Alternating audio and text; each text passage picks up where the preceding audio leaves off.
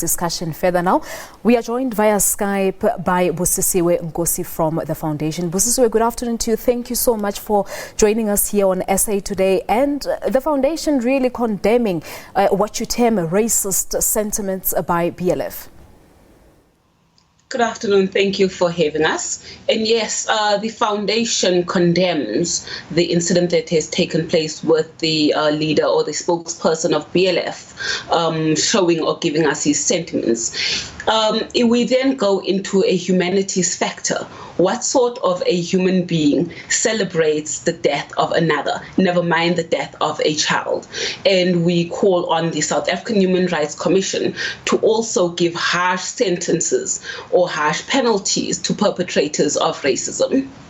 All right. So does this mean perhaps that you've already been in touch with the South African Human Rights Commission on this matter? No, we have not been in touch with the South African Human Rights Commission on this particular matter, but we have been following the postings from the DA and also the South African Human Rights Commission, and we are aware that the DA has already lodged a complaint this morning. So it's something that we'll be following closely as a foundation. Yeah. And we do know, Busisiwe, the sensitivities around death, more so as Africans. Where do you think we lost it as a nation? Would you say that we have perhaps lost the spirit of Ubuntu in all of this? I think it's the loss of the spirit of Ubuntu. It's the loss of a value system. And as human beings, never mind being parents and brothers and sisters, how do you celebrate such a tragedy? How do you celebrate the loss of life? What does the Constitution of South Africa say when it comes to racism and incidences of racism? And that's something that we need to be following up on. So bring in the Constitution, but also look deep down and find the Ubuntu in ourselves. And I suppose, once again, this particular incident raises issues around nation building, as you say, but most importantly, race relations as well. Yes, I think it's the race relations that are a problem. It's the inability of feeling pain for another human being for some reason.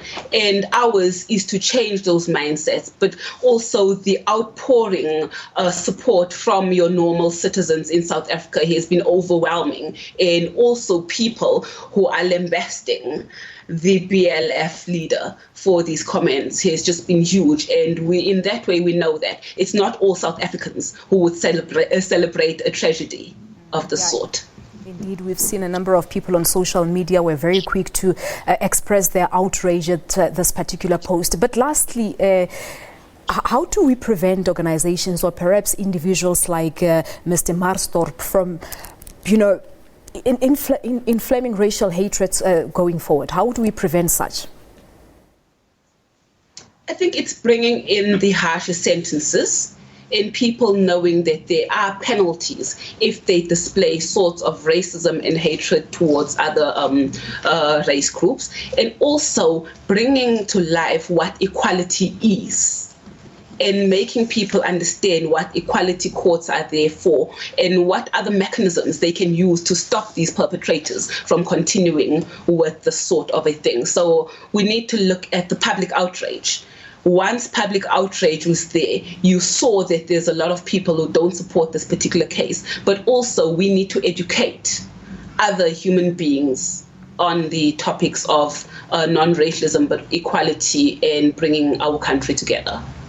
Busisiwe, we'll leave it at that. Thank you so much there to Busisiwe Nkosi from the Ahmed Kathrada Foundation. We've heard earlier on the foundation really condemning the sentiments shared by BLF spokesperson, saying that those are racist and inhumane sentiments that should not be tolerated. As Busisiwe has said, they'll be approaching the South African Human Rights Commission on this matter.